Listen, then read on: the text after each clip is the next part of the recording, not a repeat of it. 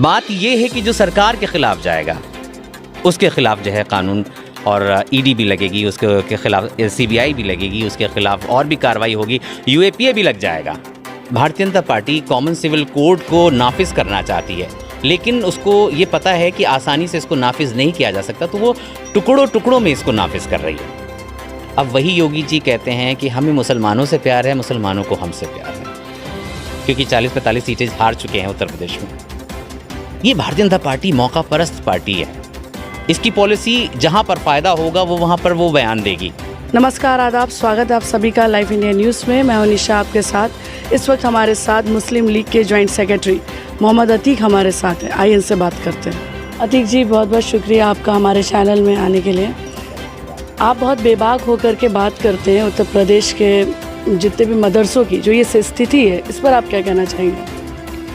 देखिए, उत्तर प्रदेश के मदरसे हों, चाहे मसाजिद हों और चाहे मुसलमानों की कोई भी दरसगाहें हों, भारतीय जनता पार्टी की सरकार की जो नीयत है वो साफ़ नहीं है उनको लेकर। आप ये देखिए कि जो सर्वे की बात करी जा रही है उसके पीछे जो मंशा है वो यही मंशा है कि उसमें से हम कोई लूपहोल्स निकालेंगे और उसके बाद मदरसों को बदनाम करने की कोशिश करेंगे। वो इसलिए भी कहा जा रहा है, उसका बेस भी ऐसा है कि हम पहले देख चुके हैं कि भारतीय जनता पार्टी किस तरह से, और भारतीय जनता पार्टी के जो स्पॉन्सर्ड लोग हैं, आरएसएस, बजरंग दल हैं, वो हमारे मदारिस पे जो है आतंकवादी होने का और आईएसआईएस से जुड़े होने का इल्ज़ाम लगाते रहे हैं। लिहाजा और दूसरी मंशा ये है कि Bharatiya Janata party common civil code को नाफिज करना चाहती है, लेकिन उसको ये पता है कि आसानी से इसको नाफिज नहीं किया जा सकता, तो वो टुकड़ों टुकड़ों में इसको नाफिज कर रही है। तो सरकार ये क्यों कर रही है? हाँ, सरकार अगर चाहती, सरकार का जो कहना है कि हम मदरसों को रिफ़ॉर्म करना चाहते हैं, मदरसों को एडवांस करना चाहते हैं, तो अगर आप मदरसों को रिफ़ॉर्म करना चाहते हैं, एडवांस करना चाहते हैं, तो सच्चर कमेटी की रिपोर्ट कह चुकी है कि हिंदुस्तान में मुसलमानों की जो स्थिति है वो दलितों से भी ज़्यादा बदतर है। तो अब आपको किसी सर्वे की ज़रूरत है नहीं, आप इसी को सर्वे को बेस बनाकर, यानी किसी रिपोर्ट को बेस बनाकर मदरसों को एडवांस कर सकते थे, मदरसों में जो है अच्छा कल्चर ला सकते थे। लेकिन क्योंकि आपको तो हमें बदनाम करना है, हम अगर प्रोटेस्ट करते हैं तो हमको जो है पाकिस्तानी कहा जाता है, अगर कोई किसान अगर प्रोटेस्ट करता है तो उसको खालिस्तानी कहा जाता है। भारतीय जनता पार्टी जो है ये चाहती है कि विपक्ष को बिल्कुल ख़त्म कर दिया जाए और बस एक छत्र राज उसका हो जाए। तो सरकार क्या मदरसों पर भी बुलडोज़र चलाना चाहती है? चलाना क्या चाहती है, चला तो रही है। आप देख लिए आसाम में कितने सारे मदरसे हैं, उसको बुलडोज़ कर ही दिया गया है। बस ये है कि आसाम में थोड़ा आसान हो गया है, उत्तर प्रदेश में ये आसान नहीं है, तो बुलडोज़ तो करना ही चाहते हैं। आप कितने मदरसे हैं जिनको आतंकवाद के नाम पे झूठे इल्ज़ामात लगा के आसाम में उनको बुलडोज़ कर दिया गया, गिरा दिया गया। अभी परसों भी जो है बहुत सारे मदरसे गिराए गए हैं। उत्तर प्रदेश में ये आसान नहीं है भारतीय जनता पार्टी करने के लिए, इसलिए ये बैकडोर से ये आ रहे हैं, बैकडोर से हमारे मदारिस को जो है गिराने की, बंद करने की साजिश रच रहे हैं वो, ताकि हम अपने कल्चर से कट जाएं। क्योंकि मदारिस आलिम पैदा करते हैं, मदारिस जो हैं हाफिज़ पैदा करते हैं। वो ये नहीं चाहते कि हिंदुस्तान में आलिम पैदा हों, हाफिज़ पैदा हों, लिहाजा हमको हमारे कल्चर से काट देना चाहते हैं वो। तो उत्तर प्रदेश की बुलडोज़र की राजनीति पर आप क्या कहेंगे? बिल्कुल फ्लॉप राजनीति है। एक हारा हुआ आदमी क्या करेगा, वो यही करेगा ना। आप बता दीजिए, जिस तरह से प्रयागराज में उनका घर गिराया गया, जबकि वो उनका घर नहीं था, वो तो उनकी बीवी का घर था। लेकिन जो है कानून, भारतीय जनता पार्टी कानून तो संविधान को भी नहीं मान रही है, कानून को भी नहीं मान रही है। अगर वो मेरा घर होता और मैं कल्प्रिट होता तो वो मेरा घर गिराया जा सकता है, मेरी बीवी का घर कैसे गिराया जा सकता है? मेरी बीवी का तो कोई कसूर नहीं है। तो जो जिनकी बुलडोज़र पॉलिसी है, आप देखें पूरी दुनिया इसको जो है उसकी आलोचना कर रही है। ये तो फ्लॉप पॉलिसी है, और एक हारे हुए और एक कहते हैं ना कि जो इंसान निराश हो जाता है। क्योंकि उत्तर प्रदेश में जो इलेक्शन हुआ, सरकार भारतीय जनता पार्टी ने ज़रूर बना ली है, लेकिन तकरीबन 45 सीटें वो हार गई है इस इलेक्शन में। सीए को सरकार फिर से लागू करने की कोशिश करी, तो इस पर आप लोग का क्या स्टैंड है?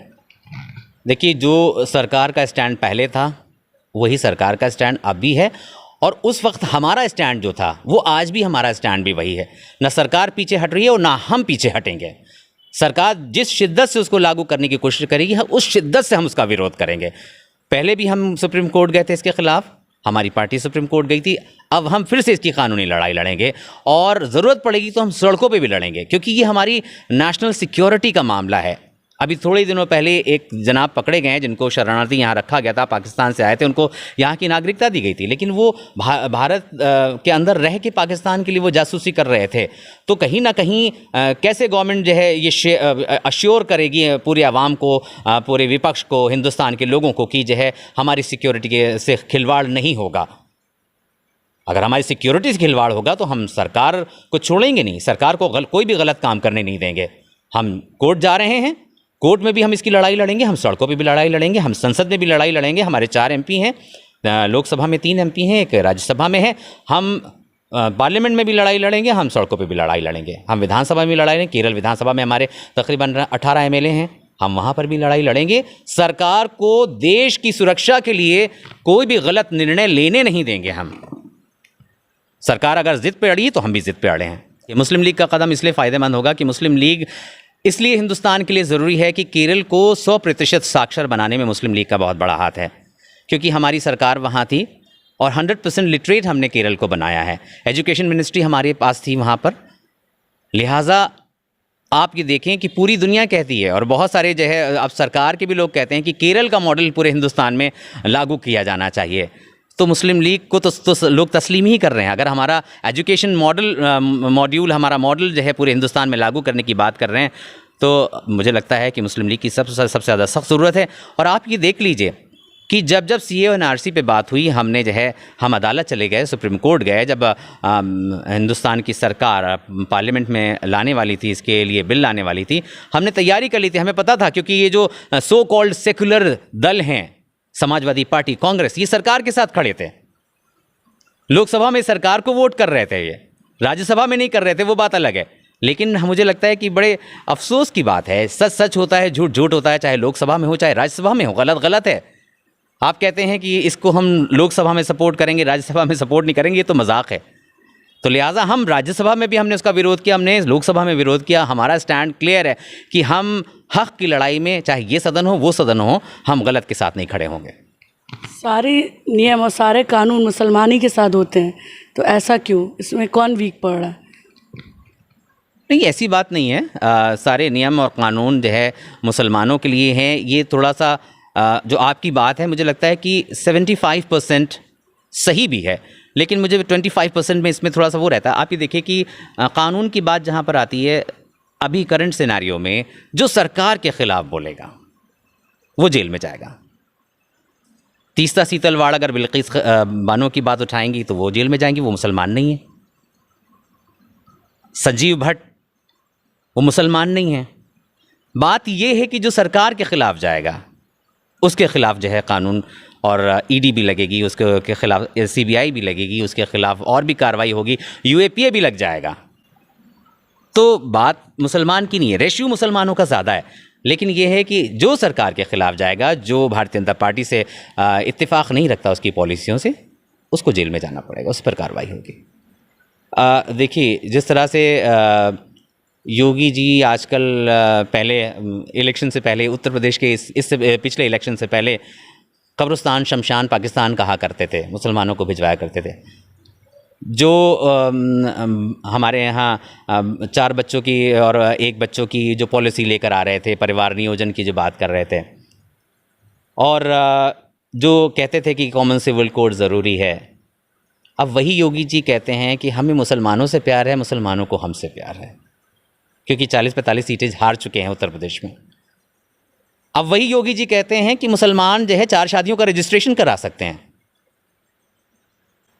ये भारतीय जनता पार्टी मौका परस्त पार्टी है। इसकी पॉलिसी जहां पर फ़ायदा होगा वो वहां पर वो बयान देगी। आम मुसलमान जो है संविधान पर अटूट विश्वास रखता है, संविधान कानून पर हमारा पूरा भरोसा है, और हम तो विनर हैं। वो इसलिए विनर हैं कि सारे जुल्म तो हमारे ऊपर हैं, लेकिन हम उसके बावजूद भी संविधान का दामन नहीं छोड़ रहे हैं। वो इसलिए कि बाबरी मस्जिद के मसले में सारी चीज़ें हमारे फेवर में थी। कोर्ट का वर्डिक्ट कहता है कि वहाँ पर जो है कोई मंदिर नहीं मिला, वो जो है वहाँ पर नमाज होती थी, वो सारी चीज़ें कोर्ट ने मानी। उसके बावजूद उनको ज़मीन दे दी उन्होंने, लेकिन हमने कोर्ट की बात मानी, हम कोर्ट के ख़िलाफ़ नहीं गए। लेकिन माननीय अमित शाह क्या कहते हैं, सुप्रीम कोर्ट को वो फैसले देना चाहिए जो कि मान्य हो, जो मानने लायक हो। हमने कोर्ट को सलाह नहीं दी, हमने कोर्ट का फैसला मान लिया।